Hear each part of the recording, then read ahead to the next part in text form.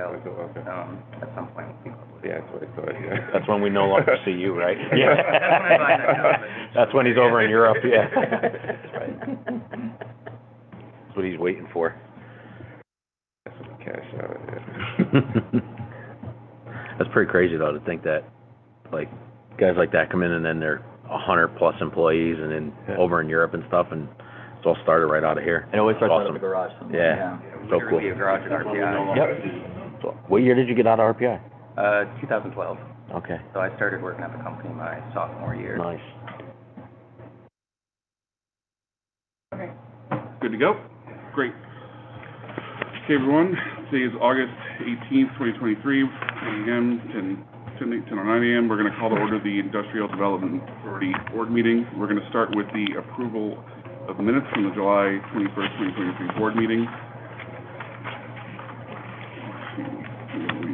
So absentees were Stephanie and Josh, and we don't have Jim here. But is there a question, comment, or motion for approval of the minutes from anyone that was here? I'll move to approve. Sue? Second? Second. Sue, great. All in favor? Aye. Aye. Abstain. Abstain, and Jim's absent. Great. We're going to move on to item number 2, the Executive Director's Report. Dylan, take it away. Sure. We're talking about, okay, that's coming up in old business. Sure. There actually isn't too much to report at the moment. As everybody knows, and we'll get to it in a second with the Riverwalk discussion. We're planning on trying to get that design going now. We've got a grant that's outstanding. We're very excited to be able to move forward with that. With the TRF, it's been helping out. I'll get into that more in a little bit, but that means that essentially we'll be able to pick up where we left off, the Riverwalk, where you see everybody turn around, like right there. And now you can go underneath the bridge and all the way over past Flanagan to basically that vacant lot that's over there now, past Flanagan. And that's a really interesting sort of piece of it. We're going to have to maybe cantilever part of it because it's very difficult over there. So this is going to be probably the most expensive portion of the Riverwalk, but also probably the coolest. So we're very excited to do that. There are some pipeline deals coming through that I definitely cannot talk about at the moment because we're kind of in conversations about it. But I think that over the next couple of months, you're going to start to see some of the bigger deals potentially coming through. It might not be before the end of the year. Hopefully it is, though. So I'll give everybody more of a detail on that probably in the next meeting. All right. Cool. That's basically it. So that concludes the Executive Director's Report. We're going to go to item number 3 with new business. One thing I didn't add to the agenda, if we want to talk about the scheduling. Same thing for this one. Yep. We just talked about the LBC. Sure. So there's been a bit of attention on the way that we've been doing our scheduling in the past, and also the way that we've been putting up minutes and that kind of stuff. So to comply with open meetings law, we're going to have a very strict, not a strict schedule, but kind of a strict schedule. We're going to try on Fridays before the meeting to have the agenda out with all the resolutions and all the items. It did work out this month because it was kind of crazy. But that will be typically what we try to do, which means that if something is coming in for business, it has to come in by that Friday ahead of time. And unless it's extremely urgent, we're not going to hear new business until the following meeting because we don't want to get in that situation again. And that's typically what happens. At the same time, the week after, we should have everything up online and ready, the minutes, the recordings, everything else as well. That seems to be what people are most concerned about. So we're going to make sure that everything's up, including the videos for all the different meetings that we're doing by the following Friday. So that should be the schedule. Thank you. On to the next item, 625 7th Avenue, the initial project resolution. And we have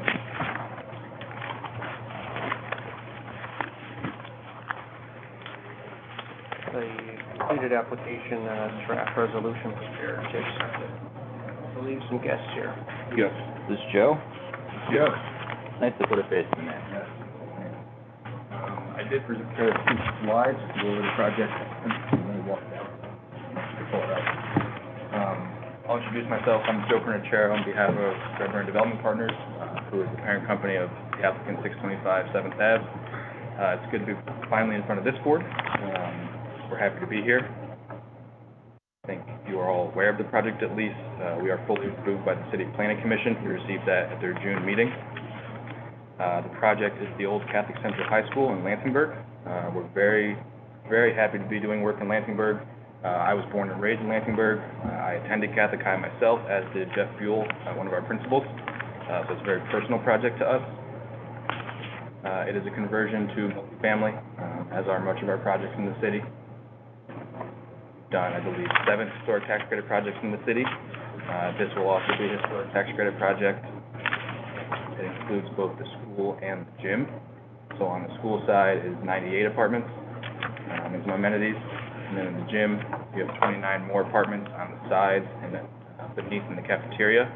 And then we are going to maintain the gym basketball court as well as the football field in their entirety for amenities for our residents. There's a small addition. Here we go. That's all right. We'll go down to, I think there's a summary slide that I can just go over. Those aren't aware, there's a project in Berg on 7th Ave, includes the, like I said, the gym and the school, as well as the football. I ran through most of that. I think we're all aware of why the school left and where they are now. This is all the stuff I just mentioned. The one thing I will add, there's an addition on the back of the gymnasium. It was built in the late 90s. They used it as a weight room and some locker rooms. So we are going to lease that portion of the project as commercial space. We've had a couple of discussions, nothing I can announce yet. It's very light use. It's ready to go, 8,000 square feet. Separate entry process. This is a holdover from our planning commission discussions. There's not many changes to the site. A lot of it is landscaping, new sidewalks, stuff that certainly the city wanted to see, and we're happy to provide. Same goes for the gym. Some new landscaping, tearing up all that old asphalt in front, lots of green, lots of new parking. That was certainly the largest concern in the neighborhood. We had 2 neighborhood meetings. I think their 2 largest concerns were safety and parking. Parking is addressed. We've added lots of off-street parking on the gym side. I did my best to address their safety concerns. A lot of them are certainly out of control of us. But we think a large investment like this in Lansingburg, which is not usually seen, at least over the last 15 years or so, certainly help boost Berg in the right direction. What were the safety concerns? More so about Berg in general, and not so much our project, but just, what are you going to do about, breaking into cars? And I think, well, our response to that was, would you rather have the building sit here vacant? That will certainly, I think, bring more concerns rather than having 100 people living there with cameras and fob access home. Thank you. So I'll wrap up. Like I said, 98 apartments. Our rent, as you guys know, in all of our apartments are typically below. We don't do luxury housing, market rate housing.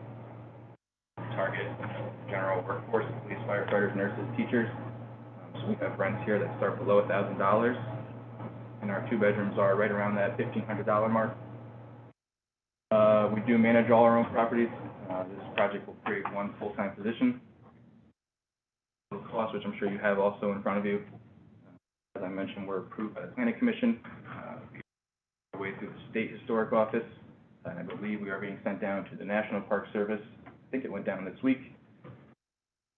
Originally supposed to close the diocese in September. Delayed a little bit, so I expect we'll probably be later October we'll finally close. Happy to answer any questions.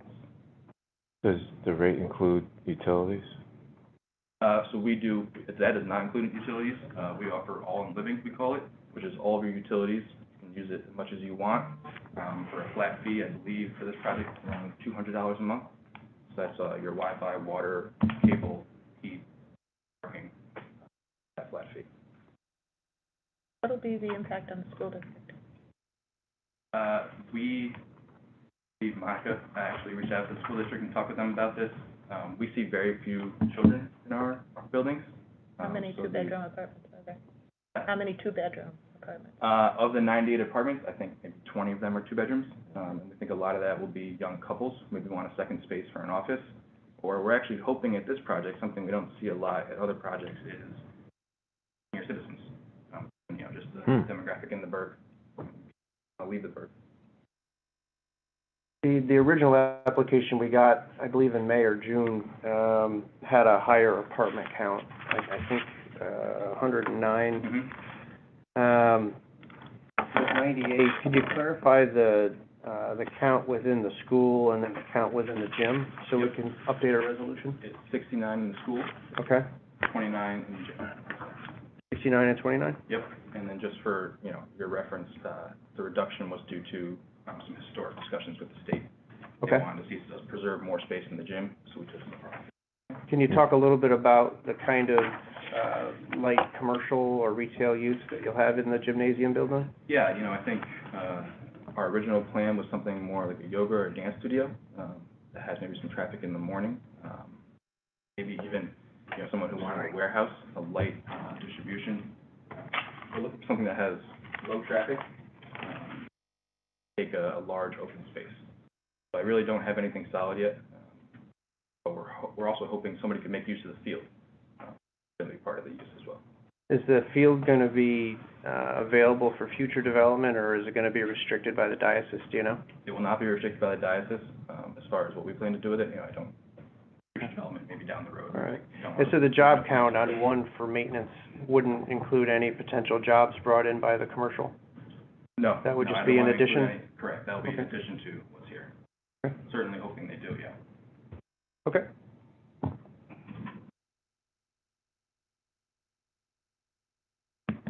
Has the city held you guys to keeping the green space a green space? Like, are they looking to utilize that as like a park for the neighborhood, or is there talks of that? We haven't had that conversation officially with the city yet. Right now, it will be used as an amenity. The commercial user may have a use for it. Okay. More of a personal decision on our part to keep the field. Yeah, it's nice to have in that neighborhood, right? Correct. A big You know, open and then green who knows, space. maybe down the road, Yeah. 5 years, somebody comes along and wants to do something with it, who knows. Will that be restricted to use by the tenants only? As of right now, yes. Yeah. So it'll be like fenced off and everything? Correct. The fence that's there will remain. Got it. It's a pretty nice development site in the future. Yeah, and I think we are definitely Big open pad. to the conversation with the city, of making that, a public park in some sort, or some sort of public use.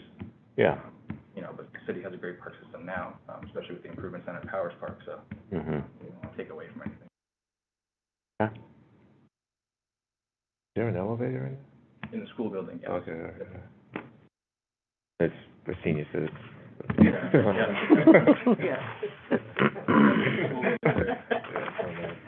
I'm sure Joe's not gonna love it, but just to sort of fill everybody in, this is the project that when it got to the county, we talked about last time, and they came back because they saw the good side. They saw the light, Who came back? These guys? these guys. Okay. Yeah. So they have had a pilot agreement, I believe, with the county, correct? Yeah, not, You submitted an application there Correct. too. yeah, Yep. we never got final resolution on that, but yeah, start that process. So this agreement is to just start talking to them about a pilot, and then we'll see the financials on it. Yeah, okay, got it. First bite at the apple. First bite, yeah, all right, good, Friend Kevin O'Brien used to say. all right. So are you getting the bridge loan to purchase the property? Not to purchase the property, there is a bridge loan on the tax credits, Oh. which is financing. Okay. There, historic tax credits from JP Morgan.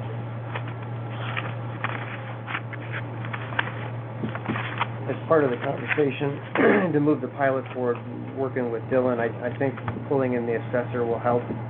This is historically exempt property. It's going to be a difficult And process, too. the assessed value that's just been sitting on the rolls and largely irrelevant for decades will become more relevant now. The purchase price is much lower than the existing assessed valuation, so it may help those conversations to work with Sharon. Yeah, we can sit down with her. Whenever, after this meeting, we'll catch up, but if you can send us the blueprints and anything, that would be super helpful.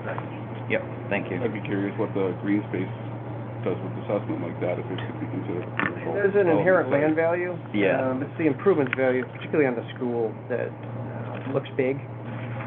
But if we're gonna structure a pilot agreement that looks a little bit like the one that you had proposed, having Sharon take a look at it will take a little bit of wind out of the, or air out of the room in terms of what the net or the gross exemption is, if she's gonna come down with a base assessed valuation. If she has the opportunity to do so by March 1, which coincidentally would be the time when we actually file our application, so Right. it may dovetail well for them. I see what you're saying. Yeah, I think that's a good point.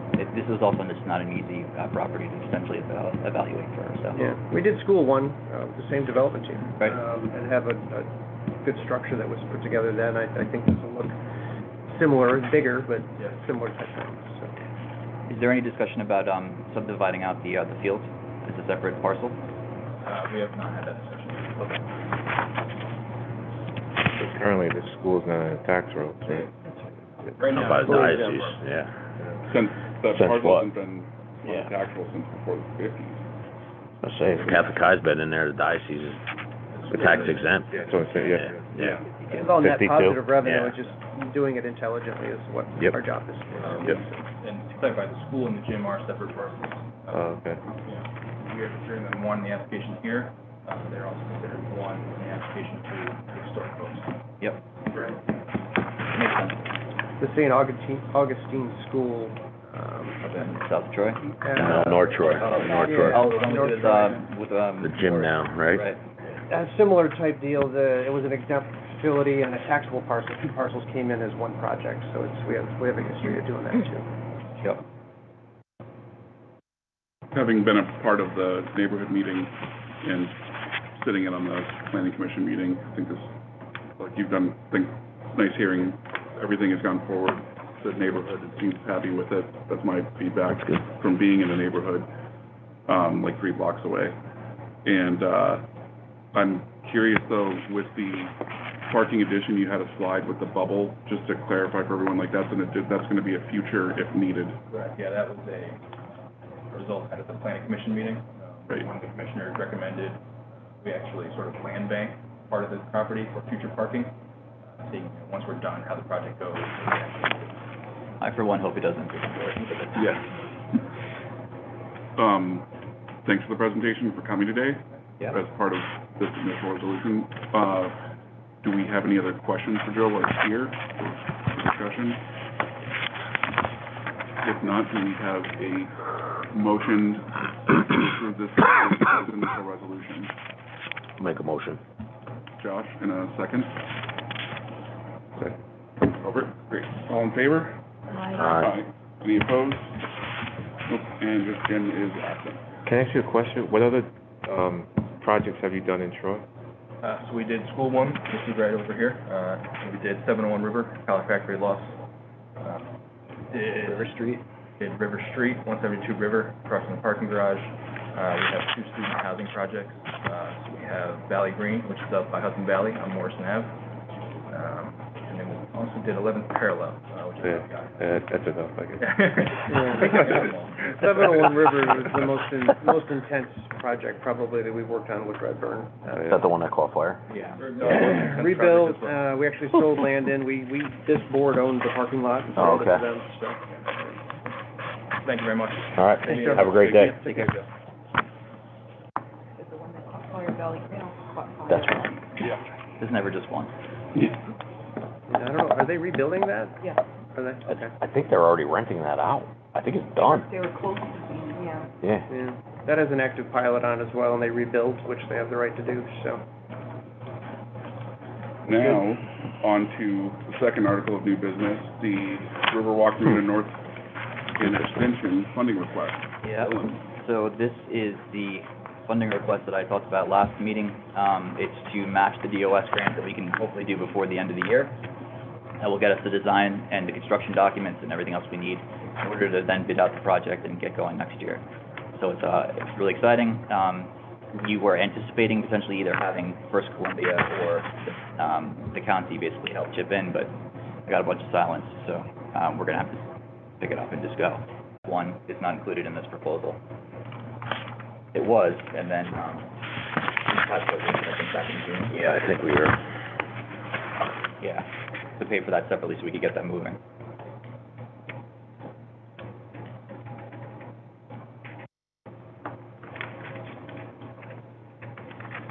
Filings with First Columbia, was it just not timely, or they just didn't say anything? I talked to them about it, like in person. So, I think for them, they are in a position right now where they were counting on some money from different places out, and they're sort of hanging on to their margins as best they can at the moment. It wouldn't have been that much of an additional expense, and quite frankly, had we done the pilot with them, we probably could have negotiated something where they put some of that money back into the project, from the savings, but we didn't. Alas, it went to the county. So, it's something to think about. This is what happens. But again, we're only paying $11,000 for something, well, $1,850 if you count the money that's been allocated. But the amount of economic benefits that this is going to derive for both Lansingburg and North Central is pretty tremendous, and I'd hate to hold the grudge and just kind of think that's the reason we don't go forward with something. Especially when we have DRI money waiting for the construction. That's the other piece too. The county never got back to me. Is that the IDA or the county itself? The IDA. Might be part of the other conversation. Yep.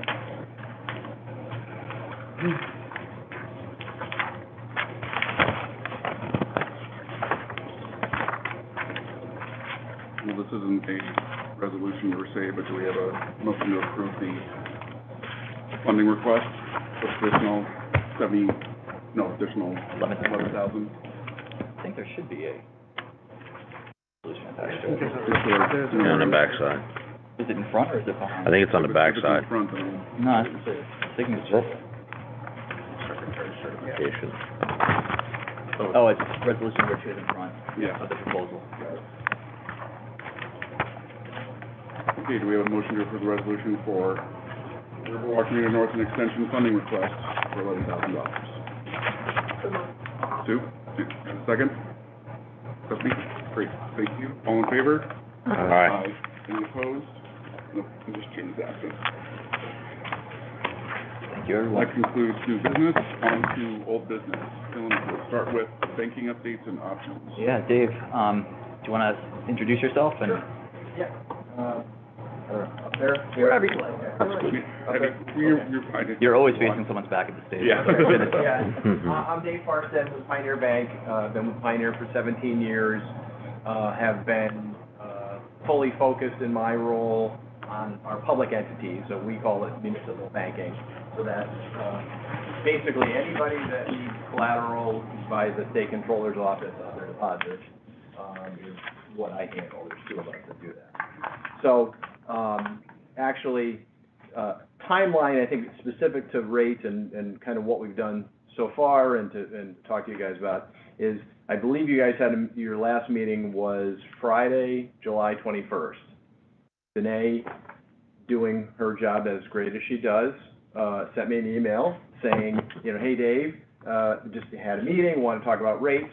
I looked at your rates for the two, both IDA and is it okay to say CRC too? Yeah. Yes. It's a different meeting. Same group.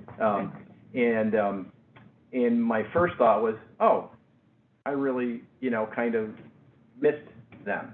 So I apologize, and I apologize to Dylan. I was a little remiss in that. I just didn't see where you guys were on your money market account. But both organizations have money market accounts. So what we did, so Danae's email came on the 21st of July, which is a Friday. Tuesday, we increased the rates from too low, 60 basis points, up to 3.25% on all of the money in the money markets. And then when Fed raised rates another 0.5%, we raised another 0.5% on those to 3.75 as of August 1st. So just to give you a fee, and then my thought was I tell you that because that was really the issue, and I get why it was an issue because the rates were too low. But also, and then I'll tell you just about sort of how our goal and how we kind of try to work with our public clients, okay? So just as an example, and I'll use the IDA as an example, for on your June 30th statement on the money market, you made about $479 in interest.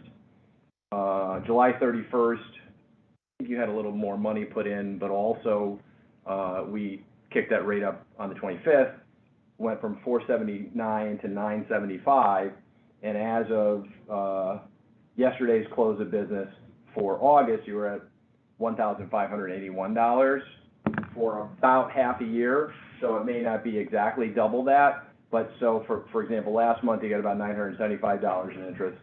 This month you'll have about $3,000. So just to give you an idea, On $1 million, we're making $6,000 a year. On $1 million, we're making $37,500 a year in interest. Yep, that's correct. Yep. Glad we called. Yeah, and I apologize for that. That's a doesn't happen a lot, but it does happen. Pays for legal and accounting. And I think partially, because, like, city has dozens of accounts. I'm talking to them every day, just about, service-wise and stuff like that. So they're on top of mine. I knew Steve, dealt with Steve, knew Dylan was coming in, stuff like that, but really just don't have a lot of things going on. Basically, Danae, I guess what I would say is, you know, you need something like with signer changes or stuff like that.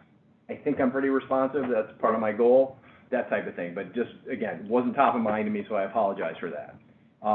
And going forward, our goal is to keep that so you're feeling like, hey, we're not missing out on interest. We had talked about with, I think it's Matt, hey, Matt, nice to meet you. I talked about potentially doing CDs, and we talked about, and I wanted to get an idea on what you were trying to accomplish. We have none of our clients, municipal clients, do we do CDs for. It's kind of a decision that we make, so we try to use the money market to accomplish the same things. So one of the things that we had, you had talked about was taking a portion of the money that's in the money market and doing something with CDs. Now, in theory, we typically, we don't do that. Actually, I don't have any clients that have CDs on the public side. But I could, theoretically, I could have kept a lower money market rate and then given you CDs on the portion that you wanted. Well, but I'm thinking ultimately, since I'm giving you the higher rate on all of it in the money market, I think you make out better that way. And so hopefully that, and there's less that you guys have to worry about with cash flow and stuff like that. So that's kind of the idea. Yeah. What are the rates for CDs currently? Well, so can I take a step back for a sec and then I'll get there? So again, I'm not offering CDs in the public sector. We don't do that. So we would do this pretty much what we did on the money market. So if you came in as an individual who doesn't need their deposits collateralized and who could pay fees for some services, then can you get better than $375? You might be able to. The way that we work with our commercial clients is, well, as far as do you reconcile the account? You ever see any service charges? Ever? Okay. So you need checks or deposit tickets or stuff like that. You order them through us, we pay for them. We have to everything above FDIC coverage, we have to collateralize your deposits. So less of an issue with the CRC, a little more of an issue with IDA, which is fine, that's what we do. There's a collateral account that's set up with a third party at M&T Bank, and you guys get a monthly collateral statement. And we pay for the collateral statement. We also, basically, we are tying up some of our investments to collateralize your deposits. Not complain, it's back to life. Many cases, not all, many cases, client has a wire come into their account, there's a fee for that. You send a wire out, there's a fee for that. You put a stop payment on a check, there's a fee for that. No fee. So basically, that's kind of our value proposition is, and again, with the, I guess, mea culpa, is that the right way to say that? Me should have been a little bit more on top of it, and I do apologize for that. Our goal, our value proposition, so to speak, is to be competitive when it comes to rates, try to do a good job at servicing the relationship, and no fees. So that's kind of where we're at. So to get back to your question, could you go out and get a CD? Now, first of all, we know that there's an inverted yield curve now, so short-term money, in theory, is more valuable than longer-term money, right? So could you go out there and get a CD today for a higher rate. Yeah, many LDCs and IDAs will blend money market with a 6, 12, 18 Yep, CD stack yep, that are laddered. yep. And here, What if we wanted to take half of our corpus and put it into a laddered CD, what would the rates be? we don't do CDs, Okay. so that, Is it that you don't, or you don't. just don't? On the commercial bank, we don't.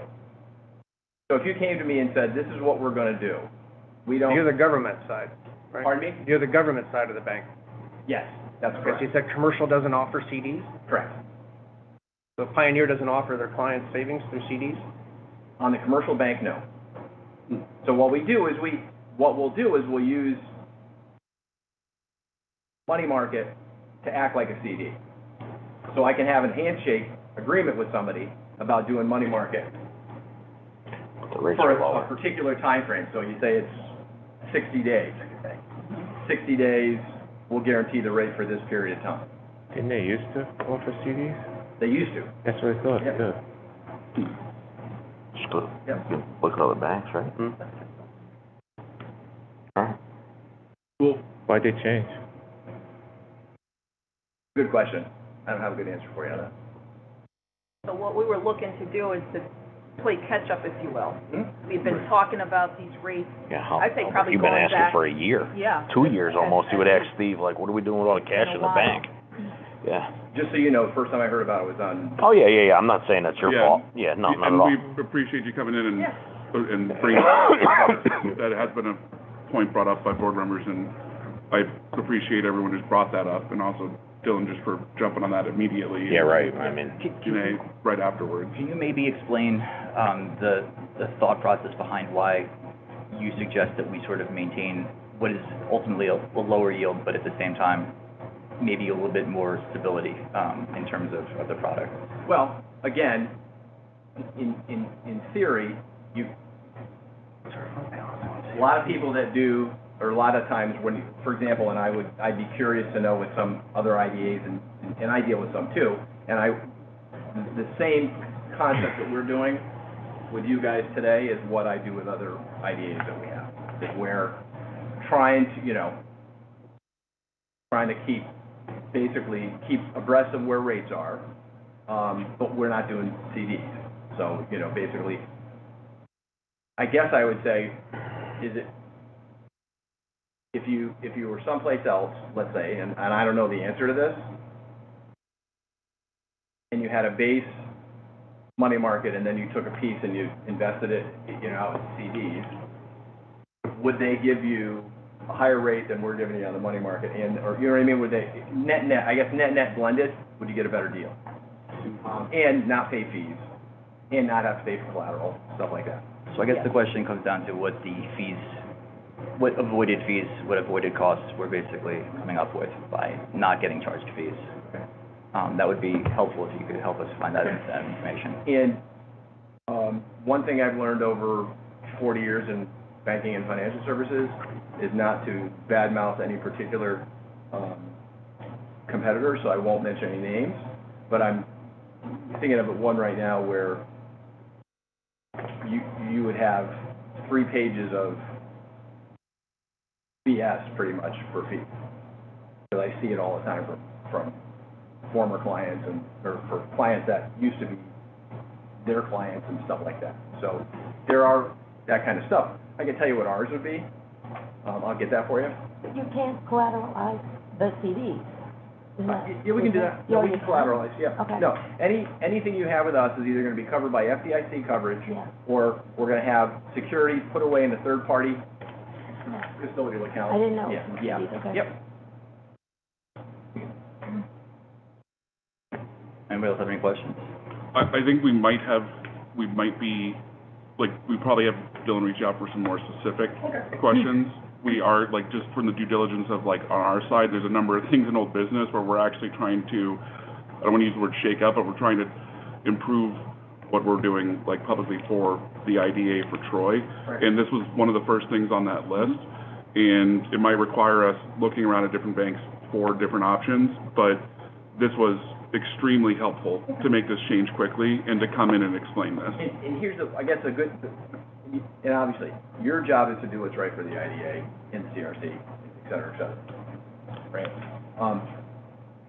I guess what I would say is the good news from my perspective is now that we've done something about it, you're going from, $479 for a month in interest to probably about $3,000 for the month. So that, again, It's just market. Yeah. pardon me? We're now back at the market. You're right. Yeah. That's You're right. absolutely right. No disagreement there. Unless there's any further questions, I think we can move on to the subcommittee portion. This doesn't require any approval or vote or anything. No. But Thank you. again, this was extremely helpful. Thank you. I'll leave you some cards if anybody wants a card. They're free. Thanks, Dave. No Yeah. fees for the cards. Thank you. You're not charging for this visit, right? I am not. Okay.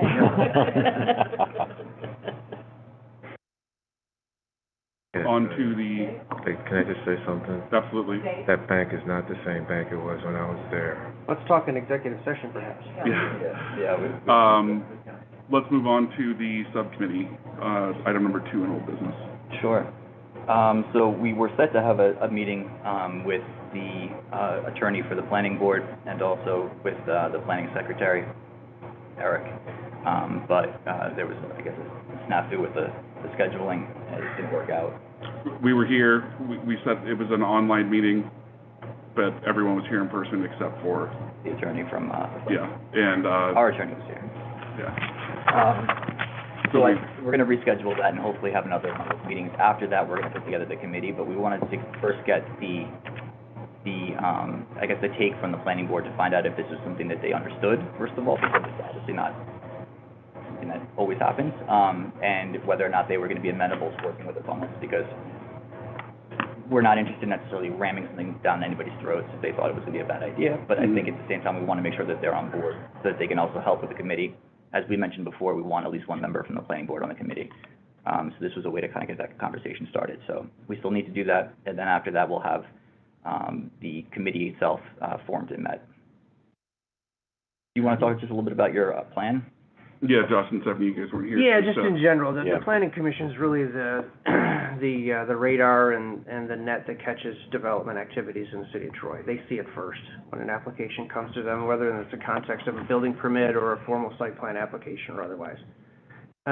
Historically, their review wasn't very intensive. In recent years, the planning board has really picked up its review and scrutiny of projects, especially in the context of the new planning code and the zoning code that was adopted. So they're much more forward-leaning, much more intensively looking at projects. The concept that we're talking about is when projects do proceed through the planning commission, are there ways for them to assure that the tax attributes of a particular project are also looked at and addressed by Troy people, this board? At this point, the developers will proceed through site plan and seeker and then go try to find the best pilot they can shop for. See some of them, we won't see other ones. The only success rate that we have at this point is if the Troy Local Development Corporation has an opportunity or has assembled some land that is needed for a project. That's really the only time we can assure that this board will see that project. The only tool in the box at this point that can prohibit a developer from coming in here and not liking what they hear and then just perhaps utilizing another IDA to undertake To race to the bottom. an abatement. Yeah, so are there ways that the boards can work together and collaborate? Is there a way to assure that anything that significant that comes out of their shop lands over here without, a hard look at least?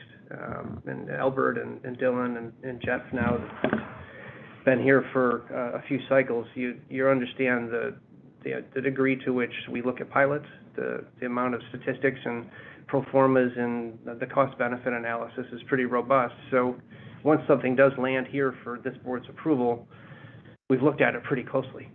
We understand the savings that this board is providing as an inducement to make sure that development happens. There was a time where perhaps looking that closely and that amount of scrutiny wasn't that important because all development was good development in Troy. There was a period of time that when I started here in particular, one of the first bigger projects that came through was Dinosaur, and things have started to really move in 2009, 2010, and 2011, where a lot of new investment was coming into the city. Now you have success, so you can be a little bit more Discerning. discerning, I suppose, is a good word. 1,300 apartments in the. Right, and plan we've right now. induced a good amount of it, but for whatever reason, sometimes we don't see the project come to us.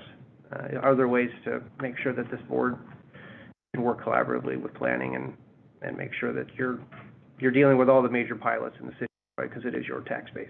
Right. So that's about as vague and specific as I guess we want to be in open session, but the purpose of the committee is to just to sit down with the two boards, and really it'll help connectivity in the bigger sense, but certainly if there's ways that we can come up with opportunities in the code revisions that are going to occur. There's some cleanup. I mean, it went through and it was a major step forward for development in the city to get the code updated and adopted by the council.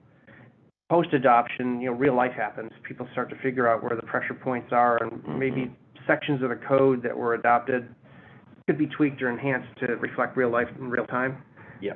So there'll be an opportunity, and naturally the recommendations for development of code amendments is going to start in the planning commission and hand it up to the council, and the council has the opportunity to review those and vote them up or down. Are there ways that we could maybe jump on that train and have something included there that protects that discretion at the local level? Yes, So, that's a really good point, and I think we're kind of living through it right now, where we're noticing all the bumps that maybe we didn't foresee in the beginning when we wrote the code. some stuff makes sense. Yeah. Sometimes you use some boilerplate out of a form-based code that doesn't really fit Troy, and you need to modify it a little. Or it's very aspirational and it's a great idea, but we're not quite there yet. Those kinds of things. I think more procedurally than anything else. But that being said, this is an opportunity to kind of go through all those different sort of exercises to review things in the code. Now that we've had a couple of goes, and then we can basically put that together and then go to the city council once and explain everything nice and sort of clearly, and potentially this could be part of it. And I think it also kind of opens up the door to future sort of collaboration between the two boards, where maybe we want to do some sort of performance-based, overlay zones, that kind of stuff, where we can have a hand in that. There's different things in the future that I think we could be doing, and it's a very good vehicle to have, considering that we're the ones that ultimately are sort of the protectors of the tax base to some degree. Like, it's our diligence that we're trying. It's our duty to basically to watch what's going on with the taxes for development, and quite frankly, we're more discerning than I think the county would be. Historically, this has been a need, and some newer board members, some historic, have some institutional history. One of the bigger things that we've not been able to push to the front burner is adoption of a new uniform tax exemption policy, or UTEP, which is just smart design. You have a standard. If you want to pilot, it's going to be one of 3 or 4 categories, and this is what the abatement is. So there isn't the constant bespoke tinkering on every pilot. There's ways that you can develop a UTEP that has, as Dylan mentioned, performance-based measures, where you have a lot of green infrastructure, or if they're building city infrastructure, they're increasing parking. You can get to 20 years, or you can get to, from 15 to 20. There's ways where the inducement is more aggressive coming out of this board if they're doing certain things with the project. It's kind of intelligent design, economic development. It's hard to do that and have that work if every time you just throw the rules out as a protective measure, being reactive to a project, saying, well, if I don't do a green roof, I can go get the same pilot up the street. Right. So in order to get us to a point where you can do that intelligent design and deploy a policy that works, you kind of need to be the only game in town, or at least have developers go through that process. So the UTEP and having consistency across pilots, we're seeing a little bit of, that's somewhat consistent, but we see some outliers just because of that competition, if you will, which there's areas of the state where that's been a historic issue as well. But there's been ways where that's been absolved through, one-stop shop. If the county and the city had one economic development office, wouldn't have that problem. If you're in the city, you'd use the city IDA, or if you're, if you have a project that's outside the city boundaries, it'd be the county IDA. That's worked in other areas, for a variety of reasons, we are where we are. But there may be ways, even short of that, if we don't get to that code revision or a tool that enforces that goal, just having the interaction between the planning commission and the IDA, I think, will be super helpful. That's our goal, man. I want to get there. Yeah, It's nice to talk, but at the same time, I'd love to be able to say, here's the bonus that you get for green roofs or installing, making it more energy efficient, reaching these kind of standards. Right. Then we can basically say to them, look, you want a 20-year pilot, here's what it is, instead of them saying, yeah, screw you guys, I'm going to the county. We had a chance, because we didn't meet planning commissioner, I think we owed that to you for this meeting. It didn't happen, and we apologize for that, but we had a good chance to get on the same page, Dylan, Justin, and I, about what this is, that presentation to you of what our goals are for this. We plan to bring this to the planning commission, as Dylan mentioned, start a subcommittee and try to get this going sooner rather than later. Apologies it couldn't happen before this meeting, but I think we did have a good chance to get on the same page of how to present this. It was still productive. Yeah, taking it a step further, even trying to get there. One of my other clients, it's the village of Port Chester, which is blowing up, similar to New Rochelle, which blew up about 5-6 years ago. It's transportation-oriented development on the Metro North Line, massive apartment buildings going up around the rail infrastructure going up out of New York City. They've had the ability, that IDA, it's one village, one IDA, and the county of Westchester IDA has an interesting mechanism where if they want to do a project anywhere, they have to have the endorsement of the local municipalities before they can even think about it. So you don't have that competitive nature, but in addition to a UTEP that was specifically designed to provide enhanced pilots in the TOD district if they do A, B, C, D, E, a lot of it's parking and infrastructure related, some green stuff. They've also, over time, come out, and this is to Sue's question, I think, earlier to the applicant, how many kids are in there. They've done studies paid for by the IDA and the village, a trip study that basically studies the impact of multifamily and what a particular multifamily project will draw most likely in terms of school children within the facility and what that means for each school district. And in that particular case, they actually came up with a metric, $15,000 per kid per year. So if they have that baseline study, if it's a 100-unit building, they kind of know what the expected school age child draw will be, and they have a way to edit the project based upon, the address and, if a school kid or a child that's enrolled, where do they live. They have impact payments paid either up front or audited over time each year above and beyond pilot that they're paying directly to the school district for either delivery of educational services or facilities expansion. So if they have to go out and add a wing, they have a supplemental stream of revenue beyond what they're able to levy in their tax base. So they really have a good design in place for impacts that we haven't dug down that deep into it, but with 1,300 units coming online, it's time. That's a huge impact, right? We have line factor building that we supported up in the Berg. We've got thousands of apartments down here in downtown and midtown and north central that we've supported. At some point, the school districts naturally, and this board uniquely has 2 school board members put on it by design under the statute. So those kind of things you can start looking at, but it only really makes sense, and you can only really lean into it if you don't have that competitive thing coming around. It's been on the back burner, but I think we can put it towards the front, and that I think the planning conversation will help move everything forward. It's the time to get it done. In a proactive way. You mentioned Dinosaur. I mean, this King's Landing deal is pretty complicated. I mean, for me looking at it. And I was sitting in with Steve when he was negotiating with, I forget his name, but anyway, these deals coming through now, I mean, they're a lot more complicated than they were in the Dinosaur. Yeah, that was, Fresno's was bankrupt. NYBDC was basically going to push them into bankruptcy. In order to shake the land loose, Dinosaur came in and had a very good offer to buy the land and solve the Fresno's problem.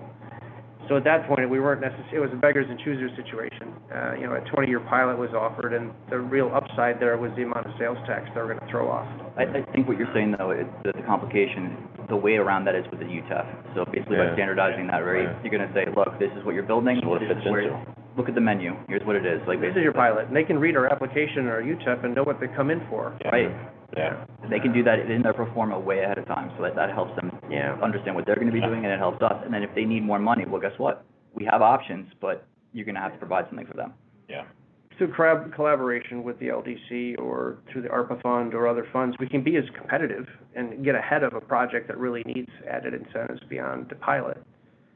Just being able to intelligently deploy it and looking at 5 applicants and saying, we've treated you all the same. Yeah, right. Yeah. As opposed to like steering off to the left or right because of, Right. Right. particular request. Projects. Which causes a lot of public sort of discourse about whether or not pilots are a good thing or they're a bad thing. I think there's a lot of misunderstanding out there about what pilots actually are, so. Right.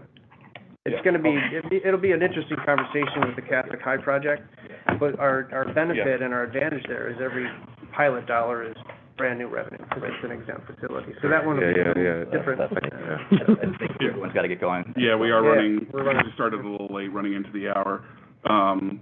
That's everything for the subcommittee. Let's go to new board member really quick. We met him. We met Alex.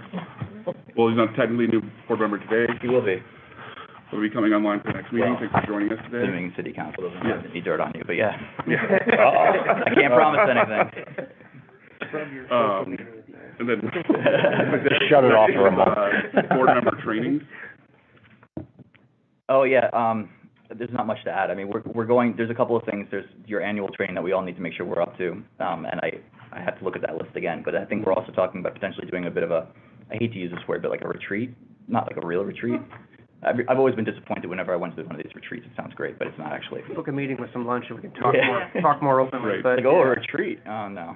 Okay. Yeah, the trainings, within a year of your appointment to the board under the state public authorities law, you're supposed to attend ABO-sponsored training, and that's an online thing where you call in and listen. It's kind of like a conference call or a Zoom, and they make sure you're paying attention by prompting with some questions occasionally. Randomly. 2 or 3 hours, and Cattle procs. some of it's kind of related to what we do. The board member training also applies to state authorities. So you might have someone on the same training session that's on the Thruway Authority or the DASNY or something, but it's generally required to be completed within a year of your appointment. So put that on your radar. It's usually like a Friday morning from like 9 to 11 or 9 to noon or something like that. We'll give you guys plenty of upcoming sort of notice before we do something like that.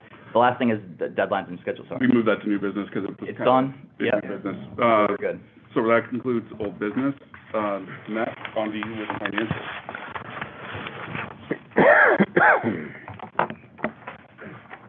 First, of course, the statement of financial position. As of July 31st, we had total assets of $1,048,163, with $965,758 in cash. No liabilities, so our fund balance was $1,048,163.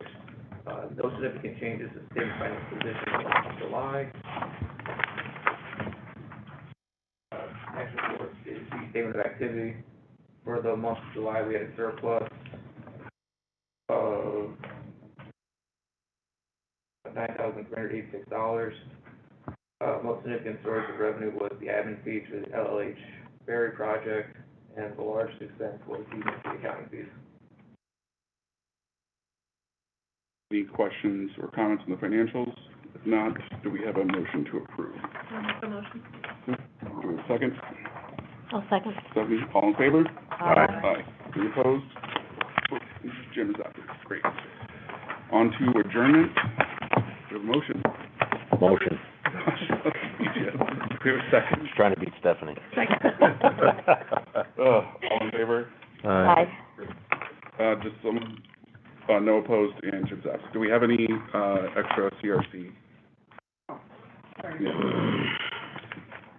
Meeting adjourned, and, We'll go through this one quickly. yeah. You're welcome. Oh, yeah, you can have that. Barb, sorry to keep you. You doodle on it if you want. I've got to think. Bill, you got one? No, I don't. Maybe I do. No. I got one. I do not. I need one too. Okay. Here. Call to order the Troy Capital Resource Corporation Board of Directors meeting. Thank you. It is August 18th at 11:05 a.m. We're going to start with the approval of the minutes from the June 30th, 2023 board meeting. Let's see, who was, I was We didn't absent. have one last time, that's what it. no, not last one, this was June, so the only person Oh. absent was Jim. Okay. Any questions, comments or questions, or do we have a motion to approve the minutes? Motion. Josh, second? Second. Sue? Any opposed? Oh, sorry, all in favor? Aye. Any opposed? No. Great. On to the executive director report. We have a couple of great opportunities to help support the community. One of them will be pushed back. I think I talked about it last meeting. It wasn't the last meeting. So in any case, it'll probably come back through, but it has to do with creating a sustainability conference. Barbara's been part of that as well. And hopefully it'll happen in the spring. So just for now, we've got the one. All right. Steve Lutz? On to sponsorship requests. Contemporary Circus and Immersive Arts Center, the Circus Held in Prospect Park, which has been ongoing. Yes. Take it away. Go for it. And, yeah, thanks for having an open meeting. It's really fascinating. I served on the planning commission for across 12 years, and, talking about it, sounds really exciting. Okay, I'm the director of CAP, the SFP program, but I'm also, find myself the chair of the board of the Contemporary Circus and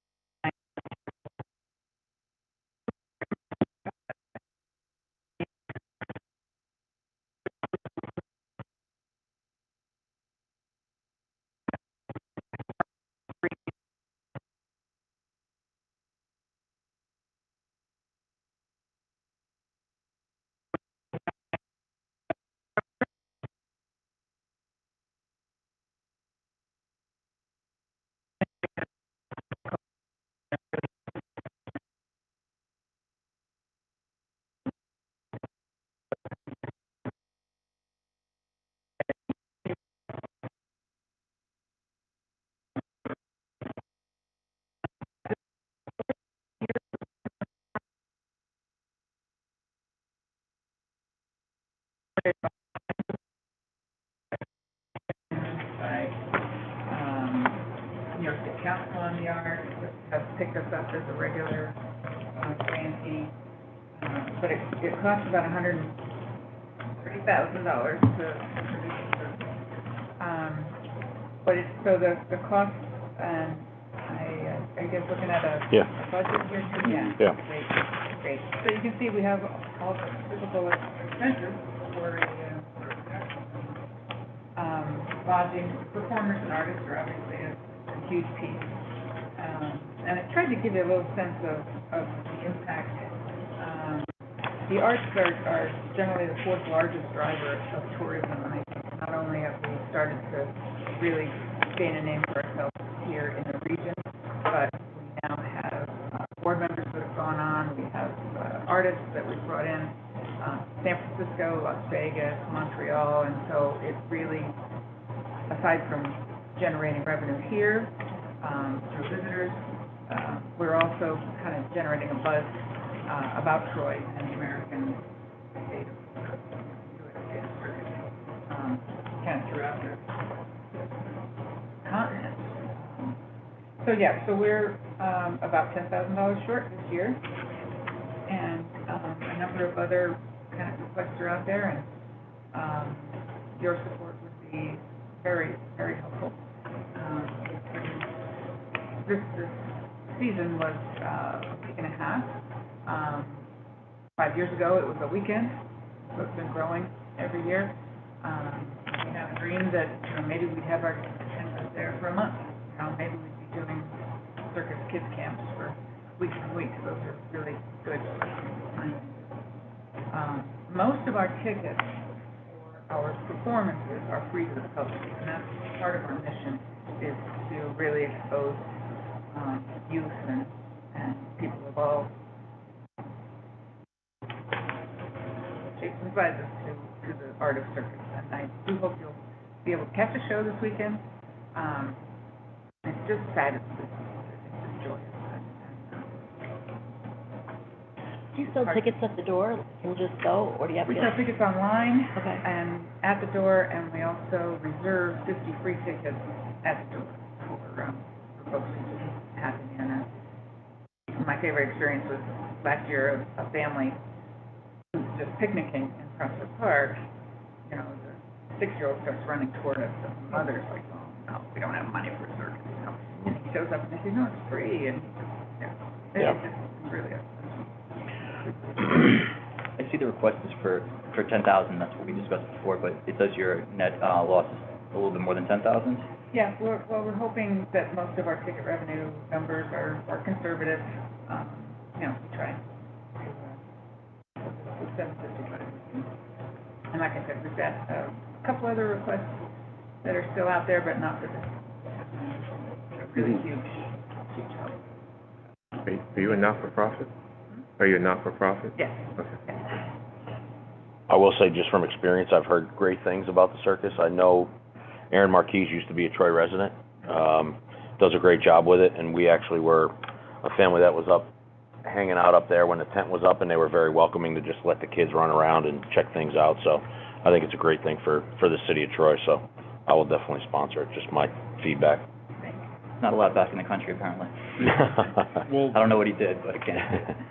So he's getting his residency. Sure. He hasn't got his papers right, so this is our first maiden voyage without Aaron at the tent, without our ringleader. It must be killing him. We're doing good. Yeah. Seems to be killing him. Yeah, no doubt. well, thank you for the overview for everything. Do we have any other questions of ours here or comments? Is it possible to potentially amend the agreement to make it the full amount that they're short? That's up to the board. What number are you suggesting? I think the 10,755. Like exactly? Okay. You want to round it? I mean, you could say not to exceed. There you No, there's no such thing. There's a grant. Want to embed the total amount in the resolution and the agreement, so if it looks better at 11. Right. I would just round it to a. As amended? Suggestion. Yeah. Anybody okay with that? Yep. So the grant would be as amended, right? Or Do I the- hear 12? You've made money. Yeah, all right. We'll be bringing in elephants now. Only more thing to do is just listen right now. Yeah. Like the Okay. banker. So, with that adjustment to the resolution to be for 11,000 for the grant, do we have a motion to approve? So moved. So, do we have a second? Josh, all in favor? All right. Any opposed? Nope, and Jim is absent. Congratulations. Thank you very, very much. And now on to, that's everything to sponsorship requests, now on to financial with Matt. Thank you, Bart.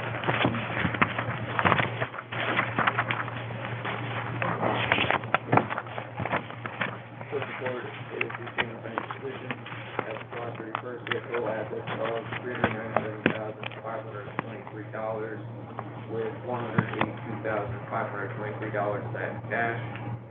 We had no liabilities, which was fund balance of $397,523. There are no changes to the position in the month of July. Our last report is the statement of activity. For the month of July, we had a deficit of $70.14. There were no changes to revenue, and source of expense was the monthly accounting. Do we have any questions or comments on the financial? All three finances to the largest extent. Joking, Matt, you're worth it, bud. Motion to approve? Motion. Josh, second. Albert, all in favor? Aye. No opposed? On to adjournment. Motion. Josh? Second. All in favor? Aye. Meeting adjourned. No, it's kind of